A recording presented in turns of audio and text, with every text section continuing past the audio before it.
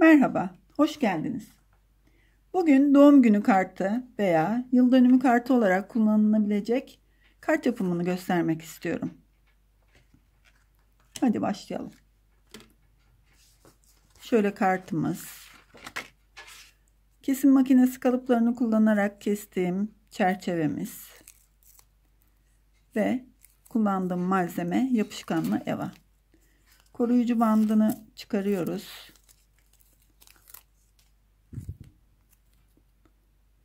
Ve yapıştırıyoruz.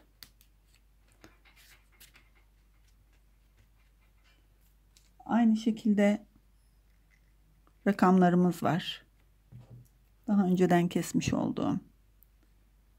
Bunları da yapıştırıyoruz. Zeminimiz hazır. Şimdi süslemeye geçelim. 5 milim genişliğinde 25 santim uzunluğunda şeridimizi sarıyoruz.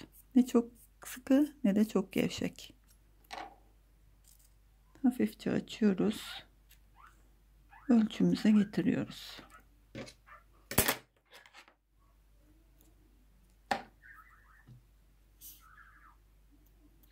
Yapıştırıyoruz ve çiçeğimizin formunu vermek üzere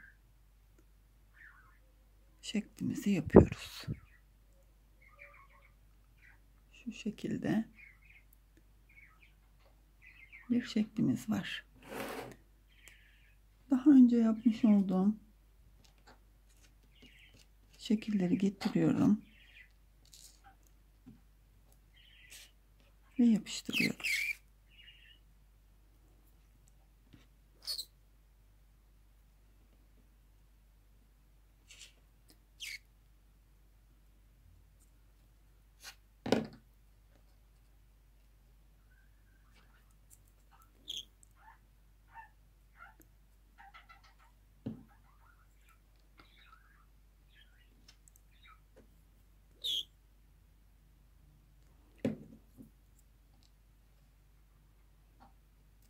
Evet, bu şekilde yapıştırdım.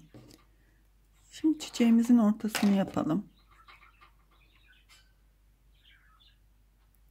Şu şekilde 3 milimlik şerit kullanıyorum.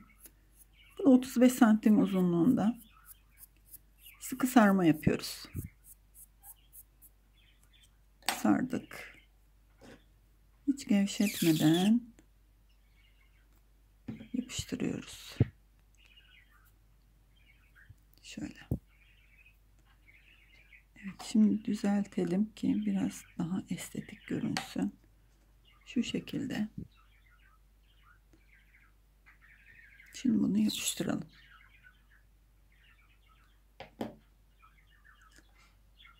Tam ortaya yapıştırıyoruz. Evet, çiçeğimiz hazır. Şöyle alalım kartımızı. Çiçeğimiz hazır. Daha önceden hazırladığım çiçeği de buraya koyuyorum. Şimdi yeşil kenarlarına yaprak gibi görünecek şekilde süsler yapalım. Şöyle 10 santim uzunluğunda bir şeridim var. Gene 5 milimlik. Şöyle ikiye katlıyorum. İçinden geçiriyorum. Ve sarmaya başlıyorum. Şu şekilde. Biraz sarıyorum. Çıkarıyorum. Ters dönüyorum. Evet, ters yönde sarıyorum. Şuraya gelecek kadar. Şimdi tekrar bunu da alıyorum.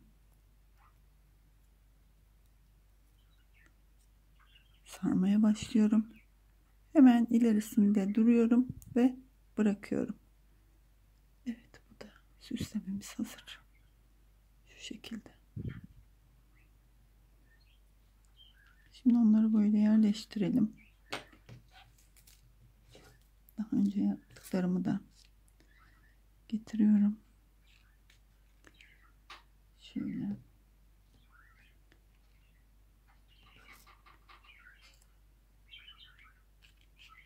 Evet, son kısmına geldik.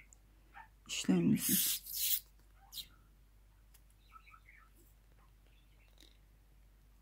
Evet, yapışkan da şöyle.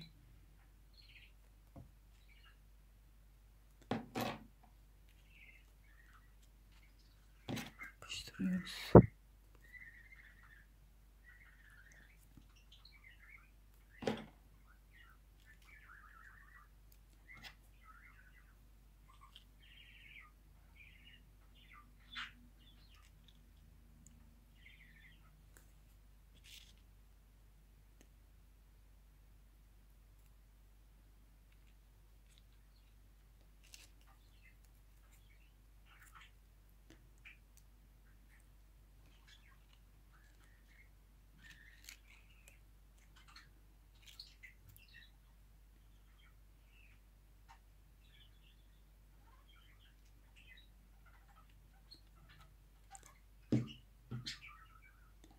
Evet, bu şekilde hazırlıyoruz.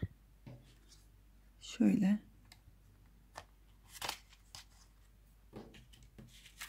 Ve şöyle çeşitlendirebiliyoruz.